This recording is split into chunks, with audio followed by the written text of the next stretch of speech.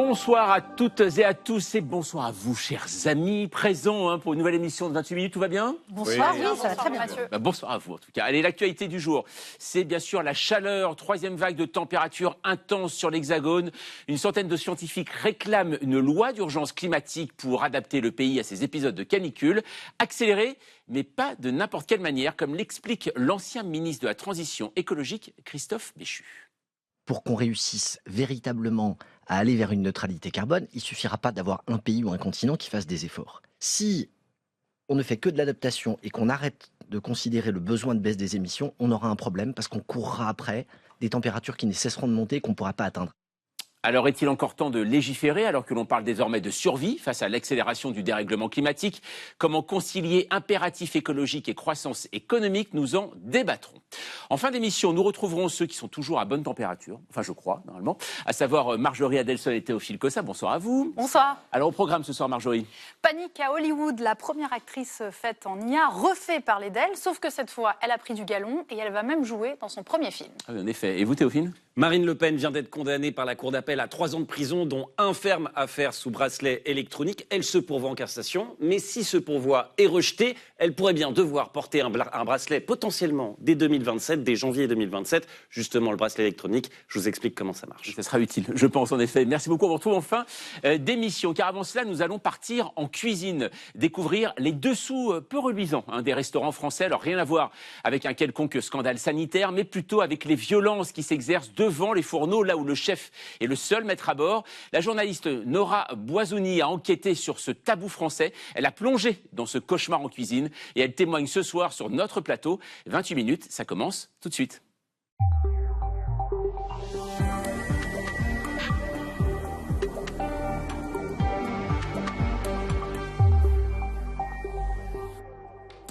Bonsoir Nora Boisouni. Bonsoir. Alors, vous venez pour nous présenter votre livre en édition poche, Violence en cuisine, une omerta à la française, l'enquête choc au cœur des restaurants français. Je vous présente l'équipe de 28 minutes. Bonsoir Valérie Brochard. Bonsoir. Bonsoir Fanny Veil. Bonsoir. Alors, ce qui est assez fascinant dans votre livre, qui est rempli de témoignages, où on voit avec cette violence que souvent on ne soupçonne pas nous-mêmes en tant que consommateurs ou clients de restaurants, c'est, moi j'ai noté ce témoignage de George Orwell, que vous prenez dans votre livre. George Orwell, c'est l'auteur de 1984, entre autres, et il raconte, dedans, il racontait dans son livre dans la Dèche, à Paris, une expérience assez pénible dans un hôtel parisien, sur les conditions de travail en cuisine, et ça c'était en 1933. Donc ça veut dire que depuis un siècle, ça n'a pas changé? C'est même pire, c'est depuis 2 siècles en fait, depuis l'invention des restaurants. Moi, j'ai trouvé des témoignages dans les almanachs de l'époque. On a quand même la chance en France d'avoir beaucoup de ressources, de documentalistes qui nous permettent de replonger dans le passé. Et donc, avec ces almanachs, donc espèce de proto-revue culinaire destinée à la profession, donc il y avait beaucoup de gens qui écrivaient dedans, que des hommes, des notables, des écrivains, des journalistes, etc. Et beaucoup aussi témoignaient. Donc, il y avait un courrier des lecteurs. Et je me rappelle, pour faire suite à ce témoignage-là, qu'à un moment donné, il y a un débat sur les violences en cuisine. Donc on est vraiment au tout début des restaurants à Paris. Et donc, dans le courrier des lecteurs, ils se répondent. Et à un moment, il y a un cuisinier qui raconte l'enfer qu'il a vécu, lui, quand il était plus jeune, et il dit « J'espère bien que la nouvelle génération n'aura pas à subir ce qu'on a subi. » Et moi, j'étais devant mon ordinateur et je me suis dit « Bon, c'est pas gagné. » Comme quoi, c'est toujours important de se replonger dans le passé. Alors, on va parler de tout ça dans un instant et on va voir pourquoi, Nora Boisouni, vous avez le profil idéal pour parler de ce sujet, et c'est justement Mathilde Blaillot qui nous l'explique. Nora Boisouni, vous êtes l'autrice du livre Violence en cuisine, une omerta à la française qui révèle la grande brutalité d'un univers mal connu. Pour ouvrir les portes des cuisines et mettre à jour les mécanismes qui laissent libre cours aux violences, vous avez le profil idéal.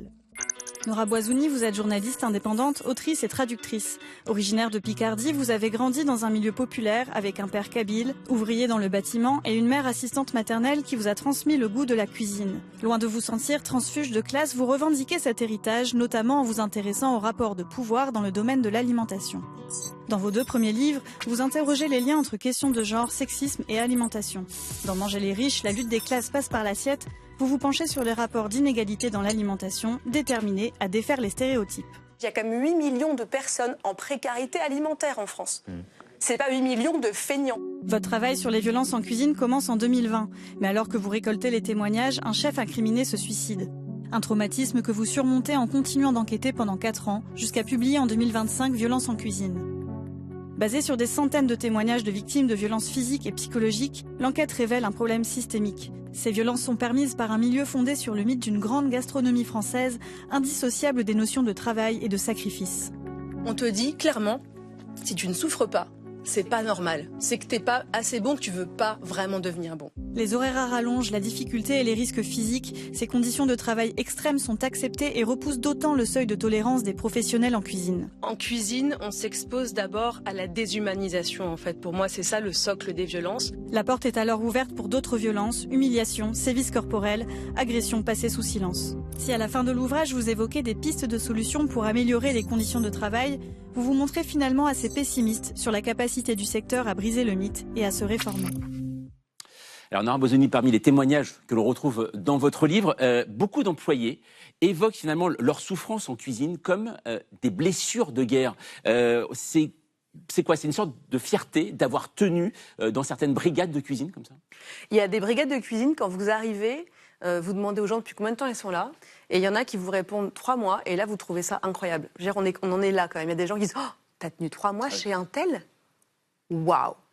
Donc c'est une espèce de badge d'honneur. Ouais, c'est ça. C'est un petit écusson, on se dit si toi t'as tenu 3 mois là-bas, tu peux aller n'importe où. Parce que tout le monde sait dans ce milieu où c'est le pire en fait. Tout le monde sait que dans tel palace c'est le pire, dans telle étoile et dans telle brasserie. Les gens dont j'ai recueilli les témoignages, moi ce qui m'a beaucoup marqué, entre autres, c'est que beaucoup utilisaient le même vocabulaire, les mêmes phrases. Et justement, on est des guerriers, on est des soldats, on est des machines. Donc il y a une espèce de fierté justement à accomplir toutes ces tâches qui sont très répétitives, qui sont pénibles, et parfois avec de la violence aussi qui vient d'ailleurs, de les répéter et de ne pas faiblir, de ne pas sourciller, de ne pas parler, de ne pas pleurer, de ne pas se plaindre. Alors ce livre, c'est 4 ans d'enquête, des centaines de témoignages, vous venez de le dire, dans lesquels on trouve des violences physiques, psychologiques, sexuelles. Est-ce que vous pouvez nous en donner des exemples concrets ? C'est pléthorique en fait. Moi, à chaque fois que j'ai un nouveau témoignage qui est sordide, par exemple, je me dis mais je suis toujours choquée mais plus jamais surprise. Parce que je crois que j'ai entendu. C'est quoi exactement ? On va avoir des agressions sexuelles, évidemment, ça reste sordide, hein, quoi qu'il.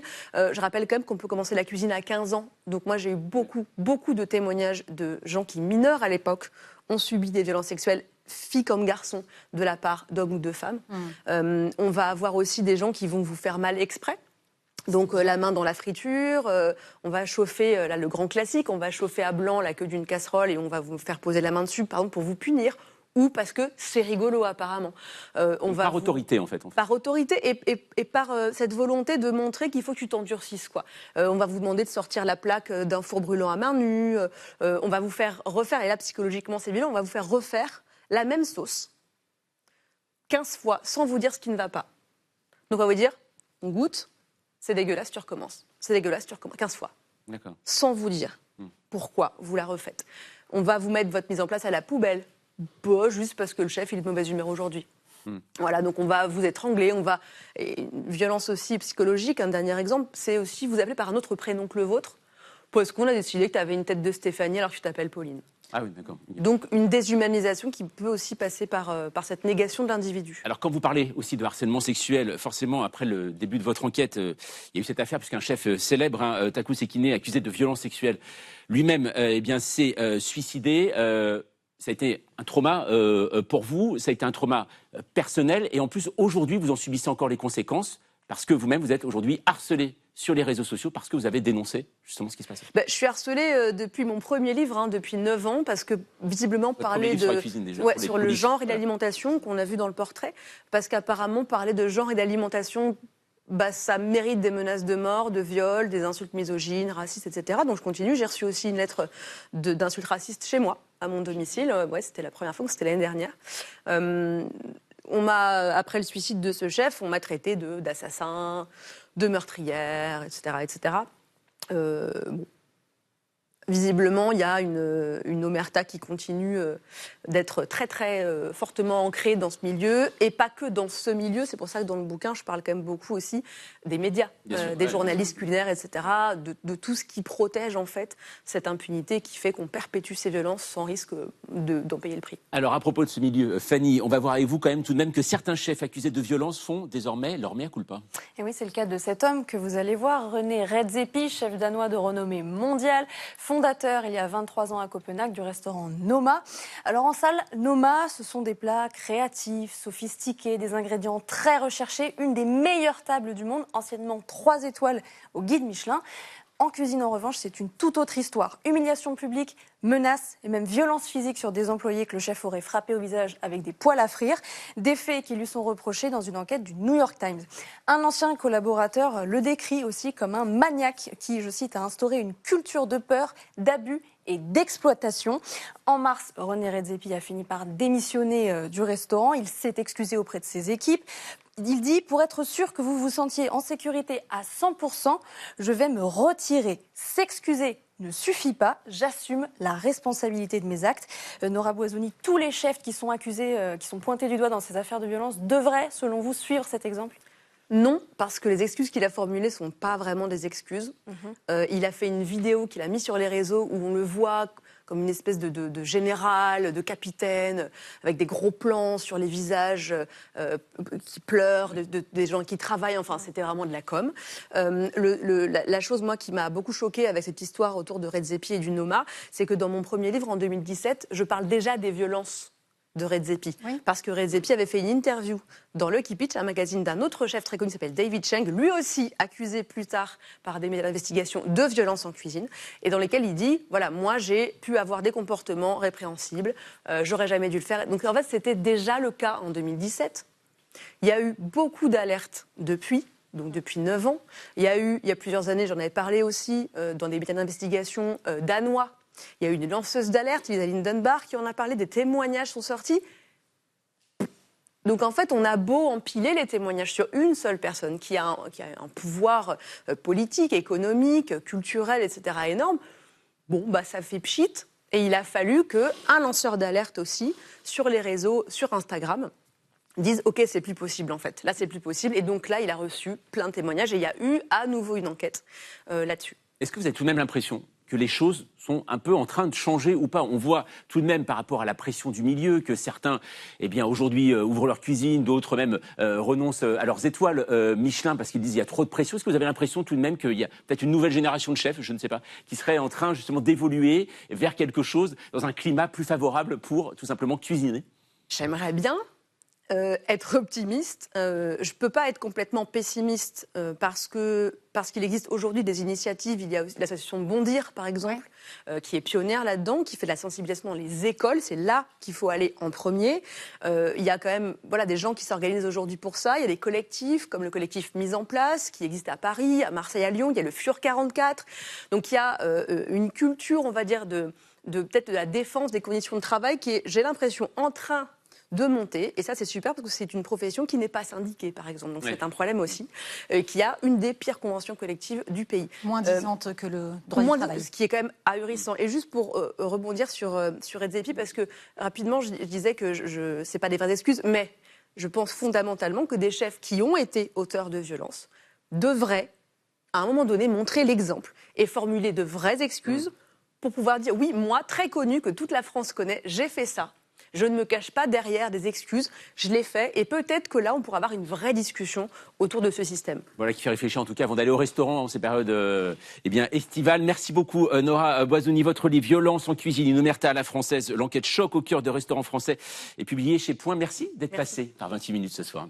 Allez, passons à notre débat. Les destinations de l'été, Dieppe et Trouville-sur-Mer. Et oui, à la recherche de la fraîcheur, les Français changeraient leur réservation de vacances. Pourtant, c'est la Normandie est moins concernée par la hausse actuelle des températures. Il y fait quand même chaud, voire très chaud. Une troisième vague de chaleur s'étend sur tout le territoire et une centaine de scientifiques et climatologues réclament désormais l'adoption d'une loi d'urgence climatique au nom de la survie collective. Alors, est-il possible d'accélérer l'adaptation climatique du pays? Est-ce compatible avec la croissance économique? Nous en débattons juste après la mise au point d'Amira Swilem.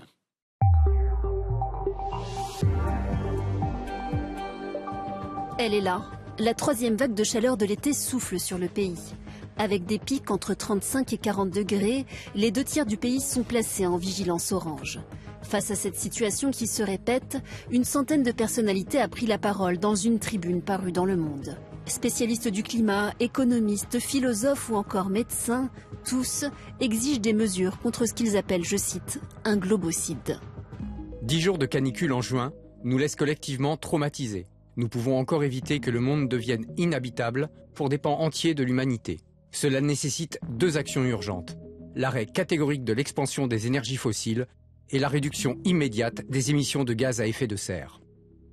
Dans le viseur de ces signataires, certains grands groupes comme le français Total par exemple. Le 24 juin dernier, jour le plus chaud de l'histoire de France, le géant français signait un nouveau contrat gazier aux Émirats arabes unis. Les signataires de la tribune demandent une loi d'urgence climat qui interdirait la participation à de nouveaux projets fossiles et les subventions à ce secteur. Ils demandent la responsabilisation accrue des entreprises polluantes. Les progrès des sciences du climat, elles permettent de faire le lien de causalité complet. C'est-à-dire, comme en fait, c'est le cumul des émissions de CO2 qui définit le niveau de réchauffement planétaire, on peut savoir quel État ou quel pays ou quelle multinationale a contribué à quel incrément de réchauffement. On peut attribuer à ces entreprises une intensification d'événements extrêmes, par exemple chauds, et leurs conséquences économiques, sanitaires. La reconnaissance du crime de globocide, qui peut être la possibilité même de vivre sur Terre, est-elle la solution ? Habitabilité, loi d'urgence climatique, ces concepts et lois ont-ils des effets sur le terrain s'ils ne sont appliqués qu'en France ? Comment entraîner les autres pays européens, dont l'Allemagne et son industrie charbon, dans le mouvement ? Est-il possible de concilier mesures climatiques et sauvegarde de l'emploi et de l'industrie ? Voilà, et pour en parler, ce soir, nous recevons Yamina Saeb. Bonsoir. Bonsoir. Vous êtes ingénieur, docteur en énergétique. Vous êtes l'une des autrices du 6e rapport du GIEC. Le GIEC, je le rappelle, le groupe d'experts intergouvernemental sur l'évolution du climat. Et selon vous, une loi d'urgence climatique doit être pensée à l'échelle européenne. Si on ne sort pas du système capitaliste, dites-vous, on se dirige vers l'effondrement. À vos côtés, Erwan Tison, bonsoir. Bonsoir. Vous êtes directeur des études de l'Institut de l'entreprise. On peut retrouver votre analyse réchauffement climatique, la faute au capitalisme, point d'interrogation, sur le média en ligne Électron Libre consacré à l'économie et à la technologie. Et selon vous, pointer du doigt Total exempte la responsabilité individuelle. La seule façon, dites-vous, de sortir des énergies fossiles est de mettre en place une taxe carbone. Et puis, Marie Bellan, bonsoir. Bonsoir. Vous êtes journaliste aux Échos en charge des sujets environnement et climat. Selon vous, cette loi d'urgence climatique serait trop contraire aux intérêts économiques des entreprises. L'Europe essaye déjà d'être à la pointe de la réglementation depuis le Green Deal. Et pour entamer ce débat, c'est avec vous, Valérie, et le mot du jour. Oui, ce mot, c'est globocide, un terme que l'on retrouve dans la tribune signée lundi par plus de 100 personnalités et qui désigne tout acte entraînant la disparition de la biosphère et la déstabilisation des conditions même d'habitabilité de la planète. Un crime qui ne viserait pas seulement la destruction d'un écosystème local, mais la mise en péril de la planète tout entière comme système vivant, la biosphère, le climat, les conditions même qui rendent la Terre habitable. Marie Bellan, on avait vraiment besoin d'un nouveau mot et qui désigne qui et quoi précisément ? Alors, je pense que dans l'utilisation de ce mot, il y a une volonté de marquer quand même les esprits. Parce qu'effectivement, on entend souvent écocide, donc qui renvoie à une atteinte à l'environnement beaucoup plus localisée, donc voilà, qui existe déjà dans le droit d'ailleurs français, dans le droit de l'environnement.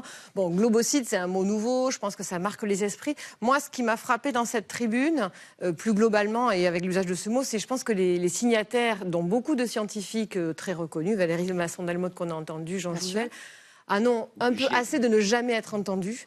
Et je pense qu'ils se disent, il faut qu'on passe sur un registre de vocabulaire un peu différent maintenant, parce que tout ce qu'on a dit depuis 10, 15, qu'est-ce que je dis, 30, 40 ans peut-être, n'a pas été entendu. On ne nous écoute pas, on nous ignore, on en arrive à des degrés maintenant de détresse terribles. Alors il faut qu'on change de registre. Et donc c'est pour ça que ce mot globocide, qui est quand même, voilà, qui marque les esprits, il y a aussi le terme de criminalité qui est utilisé dans la tribune. Ça fait partie, je pense, je ne sais pas si c'est conscient chez eux, mais en tout cas de cette stratégie. Lecture, il faut qu'on change de régime, il faut qu'on change de vocabulaire pour qu'on nous entende, il faut dire plus haut et plus fort quelles sont les conséquences possibles. Et c'est vrai que ce mot de globocide correspond quand même bien, vous l'avez décrit, aux effets du réchauffement climatique. C'est bien une atteinte à tous les milieux, l'océan, la terre, les humains, la faune, la flore. Ce qui fait la planète. Yamina Saeb, vous avez été contactée, sollicitée pour la signer, cette tribune, et vous ne l'avez pas fait, vous avez refusé de le faire. En l'occurrence, à cause de ce terme qui vous déplaisait, de globocide? Non, c'est pas la raison. Ok. J'étais au courant de la tribune, je ne l'ai pas signée parce qu'il y a un problème d'échelle. Et moi, ce qui m'intéresse, je travaille sur les politiques climatiques, et donc ce qui m'intéresse, c'est d'avoir des revendications actionnables sur lesquelles on peut agir. Or, par exemple, si je prends le terme de globocide, ce qui est reconnu dans la loi française, c'est le terme écocide, mais qui n'est pas encore reconnu par la Cour pénale internationale. Et donc, pour la première étape, ce qu'on pourrait demander au gouvernement français et probablement actionner le niveau européen, c'est la reconnaissance de l'écocide par la Cour pénale internationale qui nous permettrait d'agir déjà. Et ensuite viendrait le globocide. D'accord, donc des choses moins théoriques finalement, peut-être plus pratiques, voilà, on va plus dire. Pratique, voilà, ce qui nous intéresse, c'est des choses actionnables. Alors, à propos de choses pratiques, justement, Erwan Tison, on parlait d'écocide. Alors là, justement, il y a eu un procès qui s'est tenu cette semaine à Strasbourg. 18 mois de prison avec sursis réclamés contre un chef d'entreprise qui avait laissé 33 000 tonnes de déchets dans la nature. Ça veut dire quoi? Ça veut dire que ça peut véritablement responsabiliser ça les entreprises, ou alors c'est contre-productif? Nous, c'est très bien que le droit se mette en accord justement avec l'impact environnemental. Ce qu'il faudrait maintenant, c'est adapter aussi notre fiscalité. Parce que, on passe sur le thème de globocide, parce que je ne suis pas juriste, mais d'un point de vue économique, déjà, quand les économistes sont très rarement d'accord. Ça, vous connaissez la blague, hein, si vous voulez 3 avis, vous mettez 2 économistes dans la pièce, vous en aurez 5 si vous avez 2 keynésiens. Il y a un sujet sur lequel les économistes sont d'accord, c'est l'importance d'une fiscalité carbone. Il y a eu en 2019 un grand appel dans le Washington Post qui a été signé par une quarantaine de prix Nobel, qui a été signé par des conseillers aussi bien de Reagan que d'Obama, en disant la seule façon qu'on a de sauver le climat, c'est de fiscaliser le carbone, c'est de donner un prix au carbone. Pourquoi? Parce que, d'un point de vue économique, quand vous faites augmenter le prix d'un bien, mécaniquement, vous en faites ralentir la demande. Or, on voit bien qu'aujourd'hui, le gouvernement, par exemple, français, et pas ce gouvernement-là, les gouvernements successifs, ont plutôt tendance à essayer de concilier, via des injonctions contradictoires, la fin du monde, effectivement, l'impact écologique de sa propre empreinte, et aussi l'amortissement, notamment quand il y a un choc pétrolier, l'amortissement des prix à la pompe. On ne peut pas à la fois se dire, je réduis l'impact sur le pouvoir d'achat qu'a une augmentation du prix du pétrole et vouloir sauver la planète. Donc c'est pour ça qu'on a besoin d'un prix du carbone, on a besoin de mettre un prix sur la pollution. Mais on va revenir en France avec le climat et depuis la mi-juin, la France qui enchaîne les épisodes caniculaires avec, vous le savez, des écoles fermées, des urgences sous tension, plus de 2000 personnes décédées et 72 départements placés dès demain en vigilance orange. Nous sommes en pleine 3e vague de chaleur et c'est dans ce contexte que le groupe écologiste à l'Assemblée nationale a tenté de mettre en cause la responsabilité de l'exécutif. Les écologistes ont déposé une motion de censure discutée et rejetée dans la foulée lundi dernier. Mais pour la députée Marie-Charlotte Garin, l'enjeu n'était pas de faire tomber le gouvernement. On l'écoute. Une motion de censure assez historique puisque c'est la première motion de censure pour inaction climatique qui a été déposée par le groupe écologiste et social. Cette motion, elle a le mérite de clarifier qui se tient de quel côté de la barrière. Et je crois que dans quelques années, ça nous permettra aussi de tenir les comptes de qui s'est tenu au chevet du système agonisant et qui finalement a choisi de regarder de l'avant et de se dire qu'il fallait tracer une ligne au-delà du système mourant dont la Macronie nous loue les louanges à longueur de journée. Yamina Saeb, qu'est-ce que vous répondez au Premier ministre Sébastien Lecornu qui répond aux écologistes qu'ils instrumentalisent les victimes? Les victimes de cette canicule. Alors, je ne rentre pas dans la politique politicienne. Moi, je sais que depuis 1990, il y a eu le premier rapport du GIEC. Depuis 1990, ils savent. Tous ceux qui ont été en responsabilité savent. Et ensuite, en 92, on a signé la Convention des Nations Unies et la Convention 4 des Nations Unies sur le changement climatique. On l'a signé, puis après on l'a ratifié. Donc on sait. Moi, je considère que tous ceux qui ont été en responsabilité, que ce soit parlementaire, exécutif, depuis, sont responsables de ce qui se produit aujourd'hui. Ensuite, donc une motion de censure, c'est le bon moyen? Je ne sais pas d'un point de vue politique si c'est le bon moyen. C'est pas mon sujet, moi. Ensuite, il y a une chose très importante à comprendre, c'est que la décennie que nous vivons là, c'est une décennie charnière. C'est ce qu'on sait. Parce que depuis, les rapports du GIEC n'ont fait qu'affiner quelque chose qui est un constat qui était déjà là, en produire des outils, etc. Cette décennie-là, elle est charnière. Pourquoi?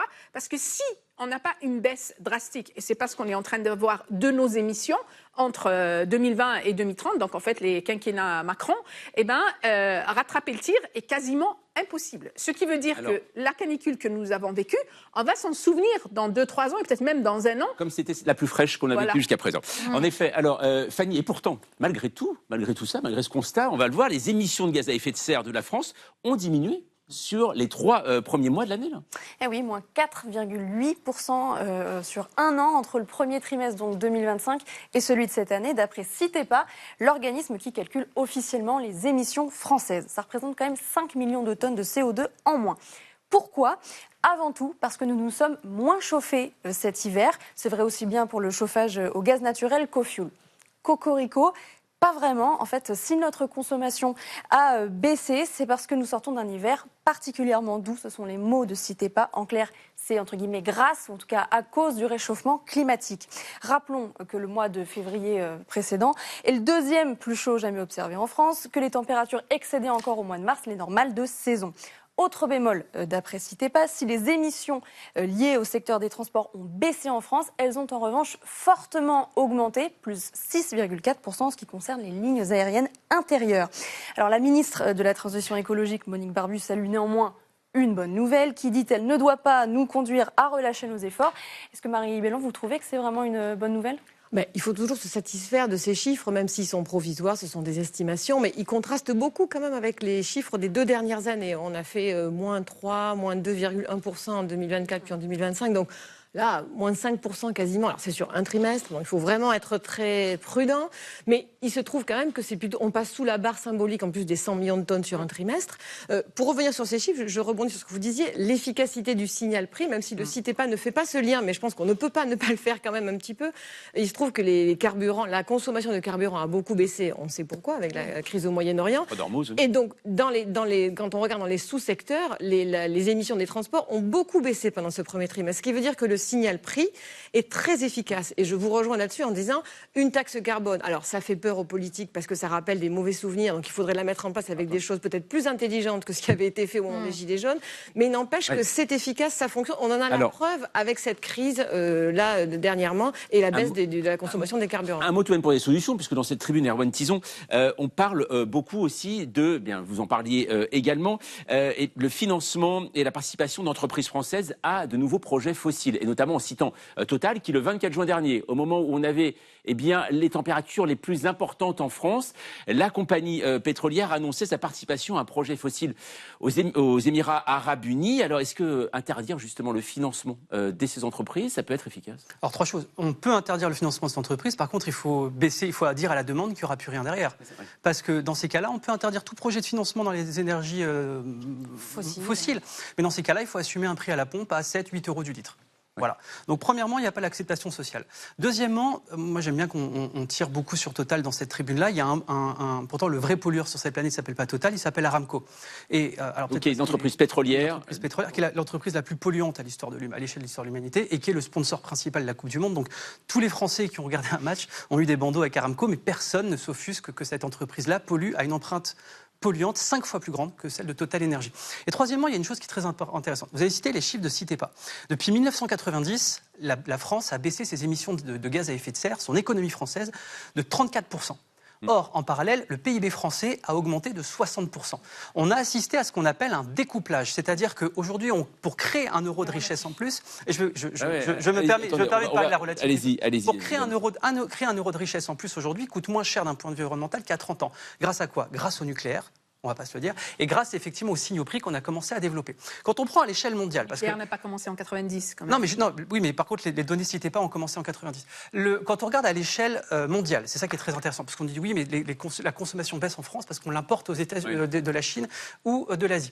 Et bien là aussi, c'est faux. Vous avez par exemple une étude qui a été faite par le ECIU qui montre que depuis... C'est un organisme d'études internationales, notamment sur les questions climatiques et économiques, et qui montre une chose, qui montre qu'en fait, depuis l'accord de Paris, 92% des pays développés où se crée la richesse mondiale ont vu leurs émissions de CO2 baisser. Quand on regarde un peu plus dans le détail, et c'est là pourquoi le capitalisme est un magnifique outil pour lutter contre le réchauffement climatique, vous avez tout simplement pour produire... Là, c'est la base Edgar de la Commission européenne qui nous dit que pour produire 1 million de richesses, aujourd'hui, il faut utiliser à peu près 350 000 tonnes de CO2 au niveau mondial. En Chine, c'est 491, en Russie, 458. Alors, dans l'Union européenne, c'est 134, en France, c'est 108. C'est-à-dire qu'on a réussi, et même en comptant la consommation. Oui. Donc, c'est-à-dire qu'il y a une urgence environnementale. On est tous d'accord là-dessus. On l'a vécu dans notre chair, etc.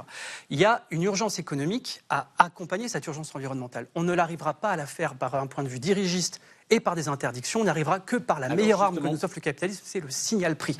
Grâce à ça, on arrive à aujourd'hui créer de la richesse de manière plus vertueuse. J'ai l'impression en effet que ça vous fait bouillir. Ah bah oui, c'est pas possible. C'est plus possible d'entendre ça. Oui. Parce que dans le signal prix, ce qui ne va pas dans les chiffres du CITEPA, c'est que derrière, il y a de la précarité énergétique. Les chiffres de la précarité énergétique, on va les avoir en novembre-décembre. Donc il y a un décalage et du coup, on annonce, on se congratule, on est tout content qu'il y ait une baisse d'émissions. Mais la baisse d'émissions qui s'accompagne avec plus de précarité de nos concitoyens les plus vulnérables, on n'a pas à la célébrer, celle-là. Parce que fait-on de tout? En fait, la question climatique augmente toutes les vulnérabilités, exacerbe toutes les vulnérabilités qui existent. Donc le signal prix, ça ne marche pas du tout. Le signal prix n'a pas d'impact sur les plus vulnérables. Et il n'a pas d'impact, sur ceux qui consomment le plus et qui polluent le plus. Il n'a aucun impact sur eux. Et ce sont ceux qui sont les plus responsables de la situation. Il a un impact sur les couches, sur les premiers déciles, qui, eux, sont enfermés dans les structures et dans le système que nous avons. Un exemple sur la question énergétique dans le logement. Les prix de l'électricité et du gaz résidentiel, plus vous consommez, plus le coût à l'unité est faible. Ça veut dire que les grands consommateurs payent moins cher que les petits consommateurs. Et donc, du coup, on augmente. Mais c'est très grave parce qu'en fait, on augmente la précarité, on augmente la part de la population qui est en situation de précarité énergétique et on n'encourage pas ceux qui consomment le plus à réduire leurs émissions. Alors, il y a un autre point qui me gêne beaucoup quand on parle du découplage. En fait, le découplage, il est relatif. On ne connaît pas de situation de découplage permanent. Découplage, la croissance, le PIB qui augmente avec les émissions qui baissent. On prend par exemple le cas des États-Unis. Ils ont eu un petit découplage à un moment donné. C'est parce qu'ils étaient passés du charbon au gaz. Donc là, c'est que tant qu'on ne travaillera pas sur la réduction de la demande et la réduction de la demande, travailler sur ça va nécesiter de travailler sur la sobriété. On va travailler dessus. Voilà, Fanny. Marie Bellan, depuis tout à l'heure, on parle de prendre des mesures locales, prendre une loi d'urgence climatique en France. On sait que le climat, le réchauffement climatique, c'est une affaire mondiale. Concrètement, ça sert à quoi de faire une loi en France? Oui, alors c'est un peu les limites, mais en fait, il faut quand même se dire qu'il faut bien commencer par un endroit. Et c'est vrai que nous, en France, on est déjà un très bon élève. Alors, si on se compare aux... Je sais que tout n'est pas parfait, les émissions ne baissent pas assez, mais si on se compare aux autres, on est quand même un très bon élève. L'Europe, d'une manière globale, est aussi un très bon élève de la transition climatique. Mais il faut quand même avoir cet arsenal législatif qui se construit. Moi, je suis un peu dubitatif face à une nouvelle loi d'urgence climatique pour la raison suivante, c'est qu'on a déjà un arsenal législatif qui est quand même assez robuste. On a une loi climat et résilience qui a été votée, une loi AGEC sur l'économie circulaire. Il s'est fait beaucoup de choses depuis 2017. Le risque, c'est qu'on est en train de détricoter tout ce qu'on a fait. Donc, je me dis que c'est plus intéressant peut-être d'essayer de consolider et d'appliquer vraiment ce qui a déjà été voté et peut-être aussi de préparer un budget là, pour la loi de finances qui va venir, qui soit effectivement qui sanctuarise les budgets en faveur de la transition écologique, qui sanctuarise des choses pour l'adaptation au changement climatique, plutôt que de faire une nouvelle loi d'urgence climatique qui sera peut-être même pas votée. Et pourtant, Erwan Tison, aujourd'hui, vous parliez de ce pacte vert et de ce niveau européen. Il y a des défenseurs de ce pacte vert qui a été détricoté, qui sont remontés au créneau. Est-ce que ça peut fonctionner au niveau européen?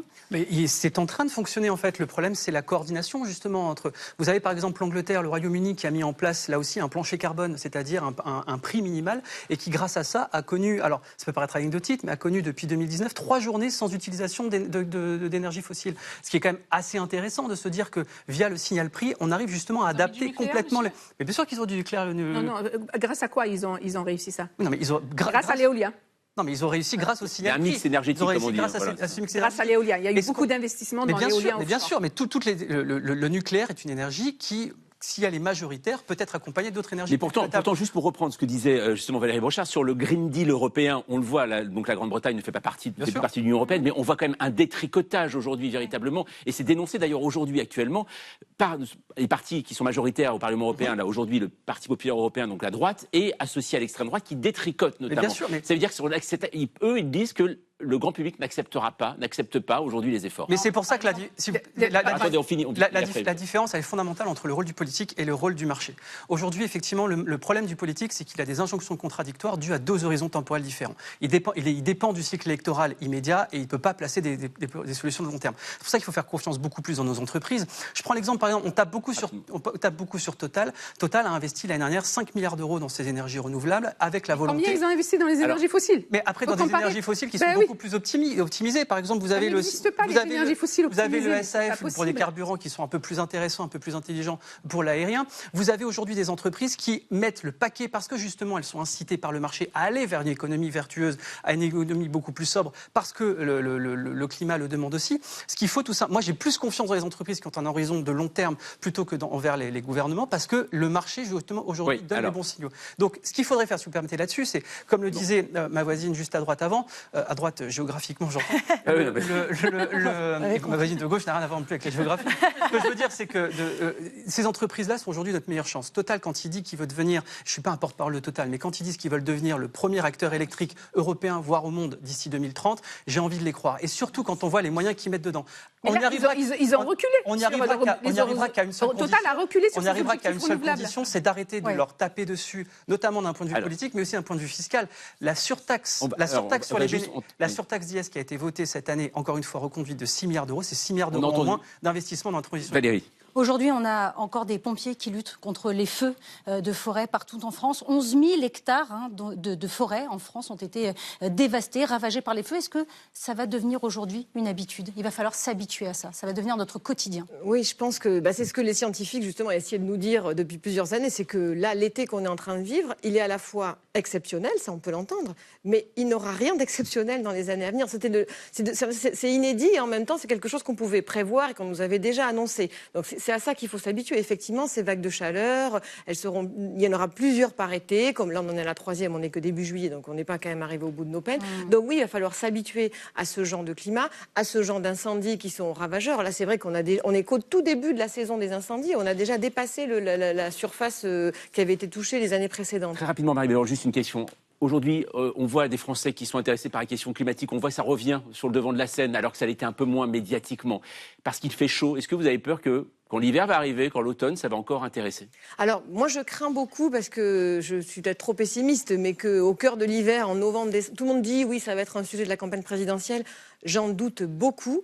Ce qui me fait quand même des prix de l'énergie. Oui, voilà. Ce qui me fait quand même effectivement garder un petit espoir, mais c'est pas pour des bonnes raisons, c'est que cette canicule, elle va avoir des conséquences très directes sur les prix alimentaires, parce que les récoltes vont être mauvaises, sur les prix de l'énergie. Donc en fait, les gens vont ressentir dans leur quotidien les conséquences. On l'a vu aussi avec les écoles, par exemple. Les vagues de chaleur avaient généralement lieu en juillet-août. On était en vacances, les enfants n'étaient pas à l'école, donc il n'y avait pas le même impact. Et là, au mois de juin, en effet, on l'a vu. Au mois de mai, au mois de juin, qu'est-ce qu'on fait de ces enfants? Ils ne peuvent pas aller à l'école. Je pense que ça perturbe vraiment le quotidien et peut-être que ça va imprimer davantage les consciences et qu'on en parlera, je l'espère, encore au mois de décembre. Ça doit se terminer. Je suis désolé, véritablement. Vous savez, nous sommes c'est à vous, les médias, de faire du changement climatique le débat de... Mais vous promis, on vous réinvitera pour en parler. Voilà, en tout cas, merci beaucoup. Merci à vous trois d'être venus débattre ce soir sur le plateau de 28 minutes. À suivre, justement, nous verrons avec Marjorie Adelson et Théophile Cossa comment la première actrice entièrement fabriquée par intelligence artificielle va avoir droit à son film, rien qu'à elle, c'est à Hollywood. Avant de nous demander, mais au fait, le bracelet électronique, comment ça marche? C'est un objet devenu très tendance depuis hier soir dans la course à la présidentielle. Il y a des modes comme ça. Mais avant ça, faisons un petit point culture générale que tous les soirs, Victor Dequiver déguste à pleines dents, le coquin. Aujourd'hui, vous dînerez moins bête. Faut-il imprimer de faux billets pour en finir avec le capitalisme? Faut-il créer de faux billets pour en finir avec le capitalisme? La question vous paraît farfelue, et pourtant. 5 mars 1886, il est 15h à la Bourse de Paris. Les courtiers s'agitent, l'argent circule. Soudain, un jeune homme de 27 ans apparaît dans les galeries supérieures. Il s'appelle Charles Gallo. Il lance une bouteille d'acide prussique, un poison violent, sur la foule et tire plusieurs coups de revolver. Panique générale, la bouteille ne se brise pas, les balles ratent leur cible. Seul un courtier est légèrement blessé à la jambe par un ricochet. Échec total. Charles Gallo est arrêté immédiatement. Devant le tribunal, il ne regrette qu'une chose. Malheureusement, je n'ai tué personne. Pour lui, la bourse incarne le mal absolu, c'est le temple du capitalisme. Mais attendez, ce n'est pas sa première fois devant la justice. En 1879, 7 ans plus tôt, Charles Gallo a déjà été condamné à 5 ans de prison. La raison? Il fabriquait de faux billets pour subvenir à ses besoins alimentaires, certes, mais aussi, dit-il, parce que c'est l'acte révolutionnaire par excellence. Et Charles Gallo a un avantage. Il est typographe de métier, il connaît l'imprimerie, les caractères, les techniques de gravure. Pour un faussaire, c'est l'outil idéal. Selon lui, la monnaie est le pilier du système capitaliste. En inondant le marché de faux billets, on déstabilise l'État et on sape l'autorité du pouvoir. La logique anarchiste est implacable. Si l'argent est l'arme des puissants, fabriquons-en pour détruire leur système de l'intérieur. D'autres anarchistes suivront cette logique. À Limoges, en 1896, 4 faux-monnayeurs seront jugés pour les mêmes raisons, détruire le capitalisme par sa propre arme. Quant à Charles Gallo, le verdict est sans pitié. 20 ans de travaux forcés, direction le bagne de la Nouvelle-Calédonie. Il y débarque le 29 mars 1887. Pour un homme qui voulait détruire le capitalisme, il finira par casser des cailloux gratuitement pour l'État. Voilà, vous dînerez moins bête. Impressionnant. Qu'est-ce qu'il en sait comme chose, Victor de Quiver. Bravo à lui, en tout cas. Allez, il est temps de vous retrouver, Marjorie Adelson et Théophile Cossa, pour vos chroniques. Et on commence avec vous, Marjorie. Et vous allez nous parler ce soir de l'actrice la plus détestée d'Hollywood. Oui, elle s'appelle Tilly Norwood, la voici. Son nom vous dit peut-être vaguement quelque chose, sa tête aussi, mais ne cherchez pas dans quel film vous auriez pu la voir. Il n'y en a aucun. Tilly Norwood est en fait devenue célèbre à l'été 2025. C'est la première actrice IA. Elle a été créée de toutes pièces par la société de production Particle 6. Sauf que depuis l'été dernier, eh bien, notre actrice a fait du chemin. La grande nouveauté, c'est qu'elle va maintenant jouer dans son premier film, Miss the Line, c'est son nom, et ça sera une comédie dramatique. Voici le pitch, un récit initiatique empreint du chaos existentiel de l'IA. Vous avez compris quelque chose ? Complètement, bien sûr, vraiment. On n'a rien compris. En tout cas, ce qu'on sait, c'est que le film ne se déroulera pas dans une galaxie très très lointaine, mais dans le cloud. Tilly croisera la route d'un robot, qui la poussera à s'affranchir de ses limites en réalisant ses désirs et ses pulsions. Alors, dit comme ça, ça sonne un peu mi-futuriste, mi-érotique. Ça vous tente, Jean-Mathieu ? Peut-être j'irai avec mon ordinateur, peut-être en salle. Oui, ça peut être une bonne idée. En tout cas, ça s'annonce comme du grand Hollywood. Voilà, et justement, qu'en pense Hollywood ? Eh bien, déjà, l'année dernière, lors de l'annonce de la création de cette actrice IA, une bonne partie du milieu avait été choquée. Alors, dans le jargon IA, Tilly est ce qu'on appelle une réplique synthétique, c'est-à-dire qu'elle a été créée à partir du visage d'acteurs et d'actrices qui existent déjà. Alors depuis, des accords ont été signés à Hollywood, mais les répliques synthétiques, elles sont autorisées, c'est vrai, mais que dans certains cas précis. Alors la production, du coup, elle prend des pincettes, elle affirme que le film sera une création hybride. Oui, c'est bien une IA qui a le rôle principal, mais il y aura quand même des scénaristes, des réalisateurs et même des acteurs humains. Tilly relance toutefois le débat sur les acteurs synthétiques versus les acteurs en chair et en os, et de manière générale, le débat sur l'IA dans le cinéma. Alors surtout qu'une bonne partie d'Hollywood utilise quand même l'intelligence artificielle. Oui, mais pas pour remplacer des acteurs. Martin Scorsese, par exemple, explique qu'il s'en sert pour ses storyboards, les scripts en images où l'on voit le découpage des scènes. L'intelligence artificielle est utilisée de plus en plus dans les effets spéciaux. Or, cette actrice, elle est présentée comme la nouvelle Scarlett Johansson ou la future Nathalie Portman. Permettez-moi quand même d'en douter. Et puis surtout, si elle remplace un prix, comment fera-t-elle pour venir le chercher ? Eh ben oui, c'est une bonne idée. Voilà, et c'est une bonne question. En tout cas, merci beaucoup, Marjorie. Allez, Théophile, avec vous, on va voir. Donc, on va revenir sur Marine Le Pen, qui a donc été condamnée hier en appel à 3 ans de prison, dont 1 an ferme, à effectuer sous bracelet électronique. Et l'ex-présidente du Rassemblement national se pourvoit en cassation. Mais si ce pourvoi est rejeté, elle risque bien de devoir porter un bracelet potentiellement dès janvier 2027. Alors justement, le bracelet électronique, comment ça marche ? Ah oui, on va en voir un. Vous allez voir, ouais. C'est pas Jojo, en même temps, c'est pas fait pour. Ils sont 18 000 en France à en porter un, fabriqué en plastique ultra résistant, 5-6 cm de long, environ 70 grammes, à peu près comme une montre connectée. Ça se porte à la cheville. Et ça s'accompagne d'un boîtier fixe branché et relié à la ligne téléphonique du domicile du condamné. En gros, l'administration pénitentiaire pose le bracelet à la cheville de l'individu, installe le récepteur à son domicile ou un autre lieu désigné par le juge. Et s'il s'éloigne trop loin du boîtier, ça sonne. Alors ça sonne pas à sa cheville, mais l'administration et le juge sont immédiatement prévenus qu'il n'a pas respecté ses obligations. Néanmoins, attention, ça ne veut pas dire qu'ils savent précisément où il est. Contrairement aux idées reçues, ce bracelet n'est pas équipé d'une balise GPS, à la différence des bracelets anti-rapprochement utilisés notamment en cas de violence conjugale. Mais ça, c'est autre chose. Alors, ça veut dire que le condamné ne peut jamais sortir de chez lui ? Alors, si, il peut pas retirer son bracelet. S'il le coupe, ça sonne. Il est obligé de dormir avec, de prendre sa douche avec. Cependant, il n'est pas forcément tenu de rester 24 heures sur 24 chez lui. C'est le juge d'application des peines qui va le décider. Il va définir des plages horaires où le condamné doit être impérativement à la maison, genre de 19h à 8h du matin, et d'autres où il peut sortir pour motif précis, prévu par le code pénal. Donc ça peut être pour exercer son métier, pour raison médicale, pour chercher un job, pour participer à la vie de la famille. Il y a aussi une tolérance pour le sport. Nicolas Sarkozy, qui a porté un bracelet électronique en 2025, on s'en souvient, pouvait faire son footing. Le juge peut ajuster le périmètre dans lequel le condamné doit rester proche du domicile, donc 1 km, 10 km. Donc, théoriquement, vous ne pouvez pas aller au parc Astérix, sauf si vous travaillez au parc Astérix. En principe, pas de loisirs, pas de voyage, mais il peut y avoir des exceptions laissées à l'appréciation du juge. Exemple, un déplacement professionnel de plusieurs jours, même à l'étranger. Et qu'est-ce qui se passe si le condamné ne respecte pas ces règles ? Déjà, le service pénitentiaire l'appelle. Allô, vous êtes où ? Qu'est-ce qui se passe ? Si pas de justification satisfaisante, le juge peut modifier les contraintes de la détention à domicile, voire de décider d'une incarcération pour le reste de la peine. Ça rigole pas, même pour un candidat ou une candidate à l'élection présidentielle. Voilà, c'est à suivre. En tout cas, merci beaucoup Théophile. Allez, merci mes amis. À suivre sur Arte, Émilie Aubry pour le dessous des cartes. Nous, on se retrouve quand ? Demain. Demain, voilà. C'est une pression à chaque fois, bien sûr, pour un nouveau numéro de 28 minutes et toujours à 20h05. Tchuss.